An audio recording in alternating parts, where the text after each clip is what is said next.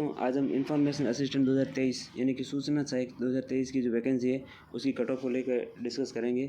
और cut off का discuss करने से पहले कुछ ऐसे रीजंस जो कट ऑफ बढ़ाएंगे घटाएंगे या क्या हो सकते हैं उस पर भी थोड़ा डिस्कस कर लेते हैं पहले।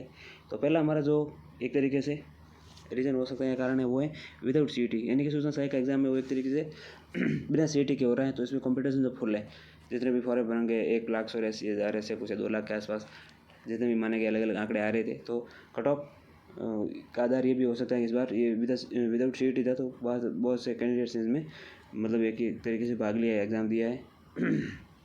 दूसरा आ रहा है इसका एक कारण पेपर का जो पैटर्न था इस बार सूचना सहायक का, और इस बार यानी 2024 के बाद जो बोर्ड अपने एग्जाम करवा रहा है सबका पैटर्न अलग ही आ रहा है।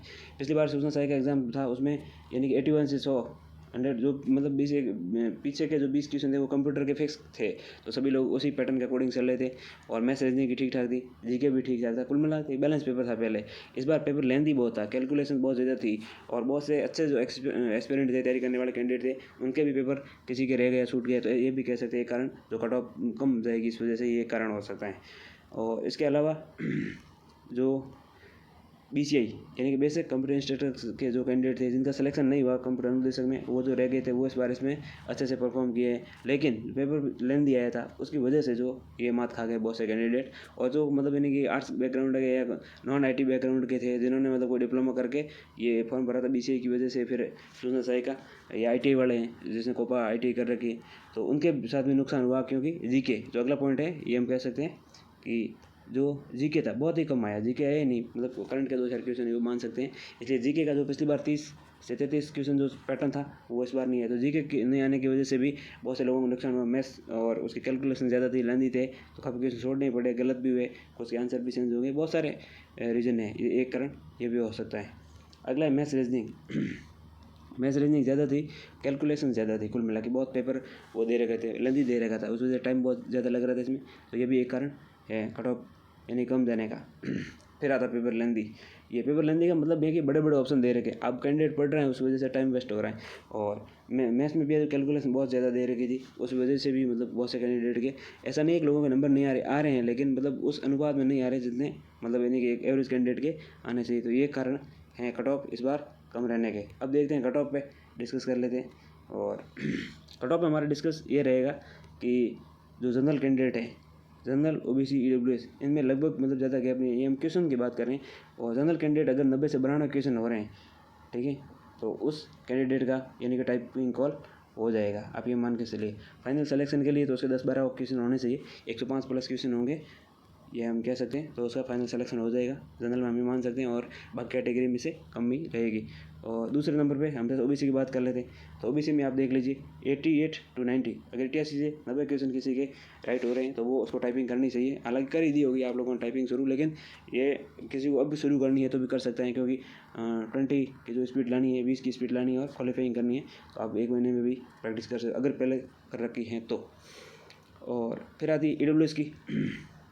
EWS की मान से 87 to 89, मतलब ज़्यादा इनमें गैप नहीं रहेगा EWS और, क्योंकि हालांकि EWS की जो कट ऑफ है वो OBC से कम जाती है कि हर बार, तो ये कह सकते हैं कि इसमें 2-4 क्वेश्चन कम भी नहीं होंगे, तो EWS वालों का हो जाएगा।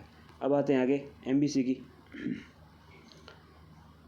MBC की कट ऑफ अगर देखते हैं तो MBC का है 86 to 88 क्वेश्चन अगर किसी को हो रहे तो उसका टाइपिंग कॉल हो जाएगा, उसको टाइपिंग करनी चाहिए। हालांकि रिजल्ट आने ही वाला है, तो लगभग यही कट ऑफ रहेगी।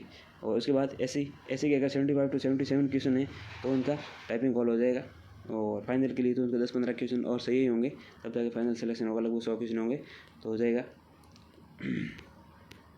फिर आती है ST की, तो 73 से 75 क्वेश्चन अगर राइट हो रहे हैं तो उनको टाइपिंग कॉल हो जाएगा।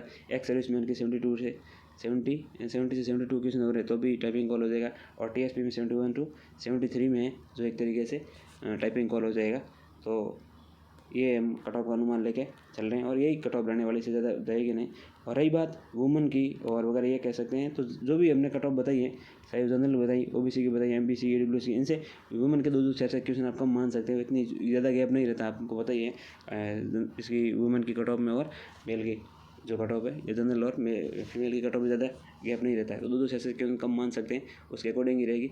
तो कुल मिला के ये है कि जो जूनियर अकाउंटेंट की सूचना सहायक की हम इंफॉर्मेशन असिस्टेंट कट ऑफ जो डिस्कस कर रहे हैं, वो यही कट ऑफ रहने वाली है, इसके आसपास ही। और 100+105 वाले लगभग जनरल वाले का फाइनल सिलेक्शन हो जाएगा। बाकी अब देखते हैं क्या होता है क्या नहीं होता है। कुछ क्वेश्चन डिलीट भी हो गए फाइनल आंसर की में, और रिजल्ट आने के बाद ही पता चलेगा। तो हमारे पास इंतजार करने के अलावा कोई और चारा नहीं है, तो हमें वेट करना चाहिए। और बाकी रिजल्ट आएगा तब काफ़ी कुछ डिसाइड हो जाएगा। तो लेट्स सी, देखते हैं रिजल्ट आएगा तब क्या होगा, वो तो आने के ही पता चलेगा। और बाकी अगर हमारी कट ऑफ ये जो एनालिसिस आपको सही लगा हो, ठीक लगा हो, तो हमारे चैनल को लाइक करिए, शेयर करिए, कमेंट करिए और अपना जो है प्यार दीजिए। Thank you.